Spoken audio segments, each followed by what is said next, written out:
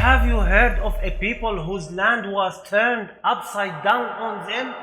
Of a city raised to the sky, so the angels heard their screams.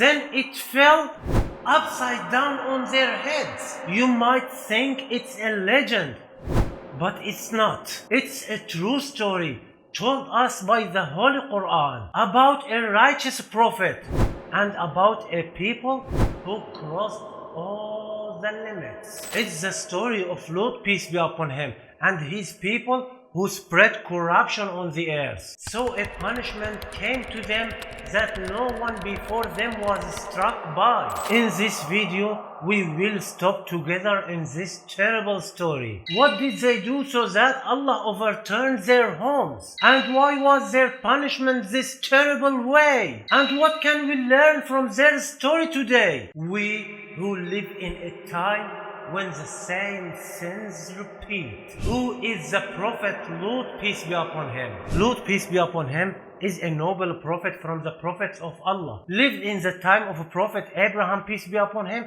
and he was his nephew. He believed in Abraham's message and migrated with him. Then Allah sent him to the towns of Sodom, which are cities located in the Dead Sea area today, where lived a people famous for corruption that no one before them had reached. Lut was ordered to call them to worship Allah alone and to purify their society from injustice and sins. But his mission wasn't easy. He faced a people whose hearts were hard and who closed their ears to all advice and insisted on the path of destruction. Who are the people of Lut? The people of Lut lived in cities known as Sodom and Gomorrah, which are believed to be south of the Dead Sea today in the Jordan Valley. This area, which looks like it has no life, was once full of people, but it was also full of corruption and division. The people of Lut was famous for a great sin that no human before them had done, until Allah said about them, "Do you approach males among the worlds?"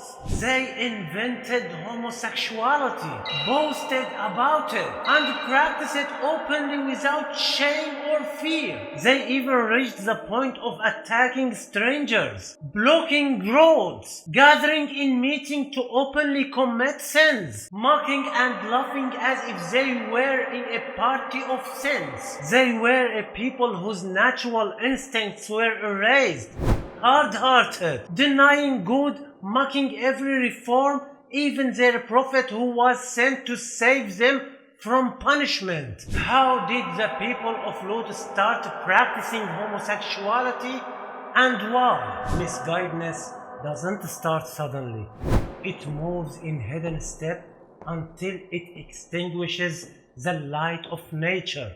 Fitrah. The people of Lut were not born with this division, but they moved away from worshipping Allah and were busy with desires until their nature was reversed. Some narrations in tafsir book like Tafsir al-Tabari and Ibn Kathir say that homosexuality started with greed and selfishness. They were stingy with food and hospitality, and they were a people of a road through which caravans and travelers passed. So some of them said to each other, "If a stranger come to us, we will not give him women, so he will not stay in our homes, but we will tempt him to come to men, so he is disgraced and leaves." From here, the trick of sins began for low worldly purposes, but it didn't stop at trickery. It developed into a habit, then into a desire, then into openness, until they became the first people in history to do this ugly sin openly. So Allah said about them,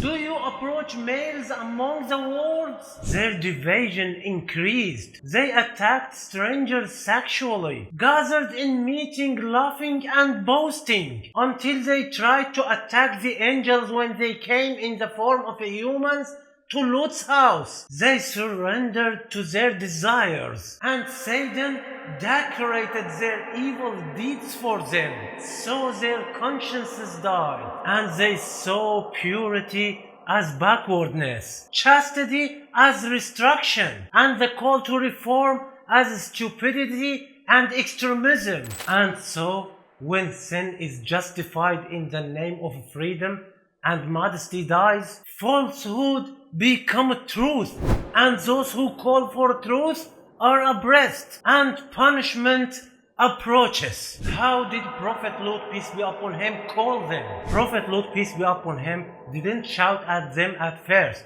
nor did he curse them. He began as every prophet does, with wisdom and good advice, gently touching their hearts. He said to them repeatedly, "Do you approach men with desire instead of women? Indeed, you are a people behaving ignorantly." But they mocked him. They sarcastically said to him, "Drive them out of your town. These people are pure." Imagine, purity became an accusation. And when the angels came to him in the form of handsome young men, they hurried to his house asking for immorality with his guests. So Lut, peace be upon him, shouted at them and said, "These are my daughters. They are purer for you. Is there not among you a right-minded man?" But they replied boldly and harshly, "You know well what we want with your daughters, and you know what we wish for." Their hearts had become blind. They no longer saw the truth, nor did they feel shame about falsehood. What was the punishment for the people of Lut? When the people of Lut persisted in their sins despite warnings and calls, the great punishment of God came as final warning and decisive judgment. The Qur'an describes this punishment in strong verses. It began with a terrible scream, as if the earth cried out from the severity of God's anger. It was followed by a shaking that shook the earth and the skies, sweeping the hearts and removing every trace of peace. Then the city itself was overturned, as the land of Sodom was turned upside down. The highest became the lowest, and the lowest became high, as if the heavens and earth mixed together.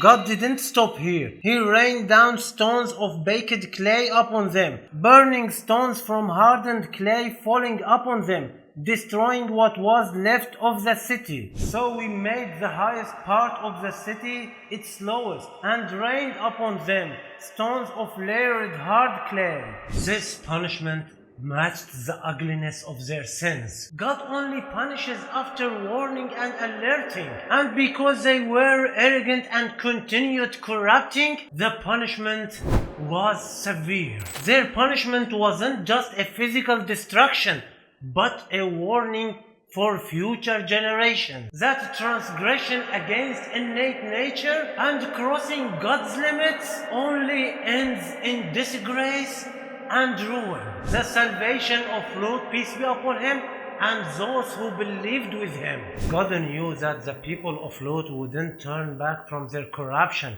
and that punishment was inevitable. So he ordered the angels to take Lut, peace be upon him, and his believing family out of the city quietly, away from the eyes of the arrogant people. Their departure was a solemn moment, filled with hope and divine mercy amid the darkness before the great punishment. Lut, peace be upon him, left with his family who believed, fleeing from an imminent destruction that would destroy everything behind them. But there is a sad story in this scene.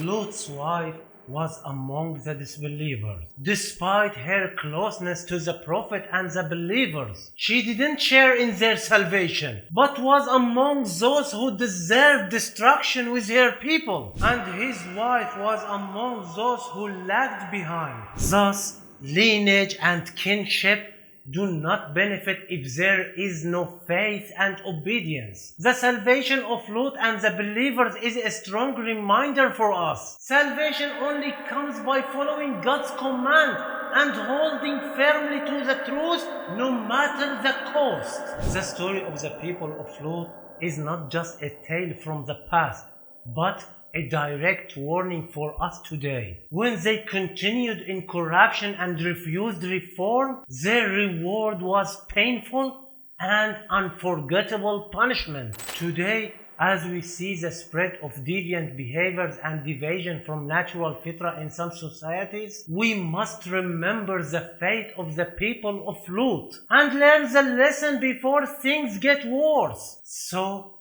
think with me, what part of the story of Lut, peace be upon him, affected you the most? Do you see similarities between what happened to the people of Lut and what happens today? Share your opinions in the comments and let's discuss together how we can face these challenges. And don't forget to subscribe to the channel and turn on the notification bell to get every new Quranic story full of lessons and deep meanings. Stay safe and in Allah's protection.